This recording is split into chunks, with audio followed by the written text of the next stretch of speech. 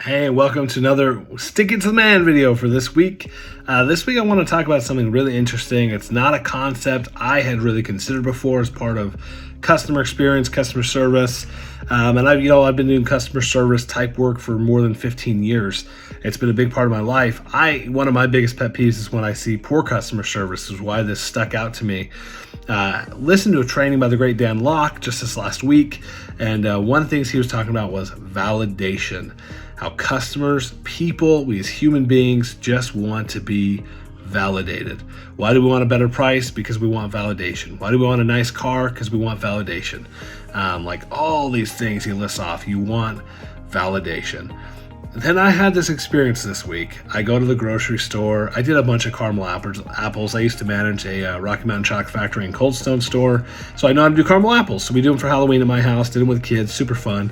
Anyhow, we get the apples, and my wife, the second time we did a second batch, had picked up the apples and got home and realized they overcharged her for the apples. They charged her for the wrong SKU or whatever, overcharged her by almost double. At the end of the day, it's like $6. Not that big a deal. She said, hey, will you run back to the store?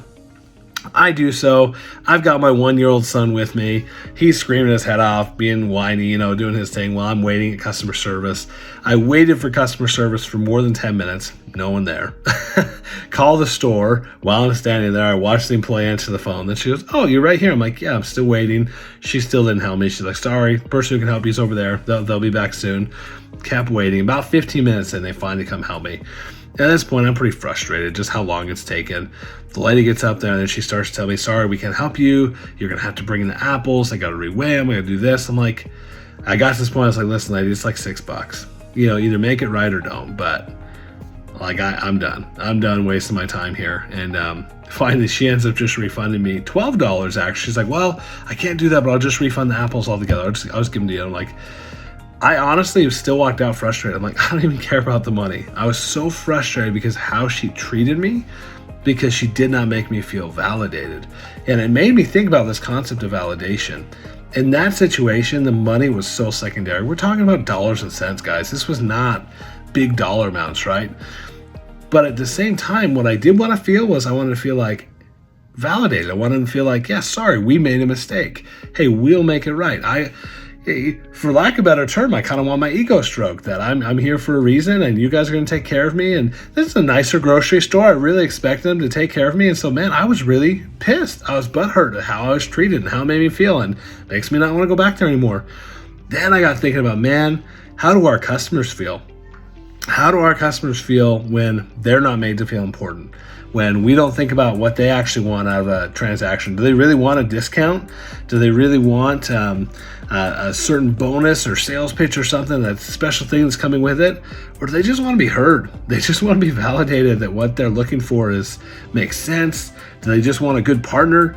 It's got me thinking about a lot of different things. I would encourage you to look up Dan Locke, his training on validation. I thought it was very insightful. Think about, how do you make your customers feel validated? Guys, I'm gonna make a plug right now. The big guys don't validate anybody. They don't give a crap about anybody. To the big guys here in lighting, you are nothing but a peon. Tiny numbers they don't even get out of bed for.